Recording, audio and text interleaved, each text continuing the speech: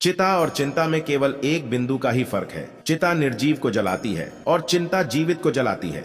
श्री कृष्ण भगवान के इस उपदेश का गहरा अर्थ यह है कि चिंता एक बहुत ही हानिकारक भावना है। यह मनुष्य को अंदर से खोखला कर देती है। चिंता से मनुष्य का विकास रुक जाता है। हमें भविष्य की चिंता नहीं करनी चाहिए। हमें वर्तमान में जीना चाहिए और जीवन का आनंद लेना चाहिए।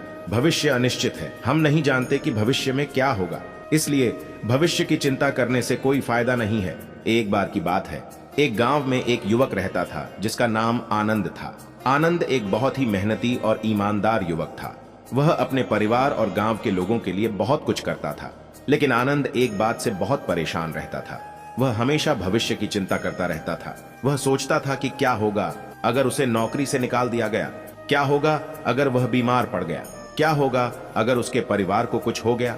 एक दिन आनंद अपने चिंता के बारे में भगवान कृष्ण से बात करने गया।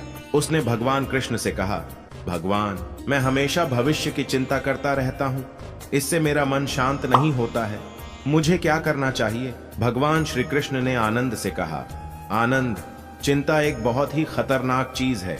यह मनुष्य को अंदर से खोखला कर देती है। चिंता से मनुष्य का विकास रुक जाता है, इसलिए चिंता से बचना चाहिए। भगवान कृष्ण ने आनंद को एक कहानी सुनाई। कहानी यह थी, एक बार की बात है, एक राजा था जिसका नाम राजा राम था। राजा राम बहुत धनी और शक्तिशाली था, लेकिन राजा राम हमेशा भविष्य की चिंता करता रहता था।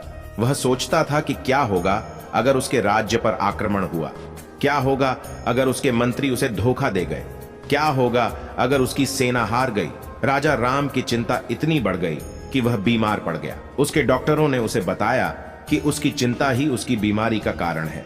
एक दिन राजा राम को एक संत मिले। संत ने राजा राम से कहा, राजा राम, चिंता एक बहुत ही खतरनाक चीज है। यह मनुष्य को अंदर से खोखला कर देती है। चिंता से मनुष्य का विकास रुक जाता है, इसलिए चिंता से बचना चाहिए। संत ने राजा राम को एक मंत्र सिखाया। मंत्र था, चिता और चिंता में केवल एक बिंदु का ही फर्क है। चिता निर्जीव को जलाती है और चिंता जीवित को जलाती है। राजा राम ने संत के मंत्र का जाप करना शुरू कर दिया। जैसे जैसे वह मंत्र का जाप करता गया, उसकी चिंता कम होने लगी। कुछ दिनों बाद राजा राम पूरी तरह से स्वस्थ हो गया। भगवान कृष्ण ने आनंद से कहा, आनंद, तुम भी इस मंत्र का जाप करो, यह मंत्र तुम्हें चिंता से दूर कर देगा।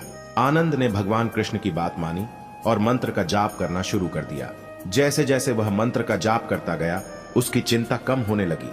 वह अब भविष्य की चिंता नहीं करता था, वह वर्तमान में जीने लगा। आनंद का जीवन बदल गया। वह एक खुश और संतुष्ट व्यक्ति बन गया। इस कहानी से हमें यह सीख मिलती है कि चिंता करने से कुछ नहीं होता, लेकिन चिंता करने से सब कुछ बिगड़ जाता है। यह एक बहुत ही सच्ची बात है। चिंता से कोई समस्या का समाधान नहीं होता, बल्कि यह समस्या को और भी बदतर बना सकती है। दोस्तों, आपने यहाँ तक वीडियो देखी है तो मुझे विश्वास है कि आप हमें जरूर सब्सक्राइब करेंगे और कमेंट में जय श्री कृष्ण जरूर लिखे। दोस्तों, मिलते हैं नेक्स्ट वीडियो में। Thank you for watching.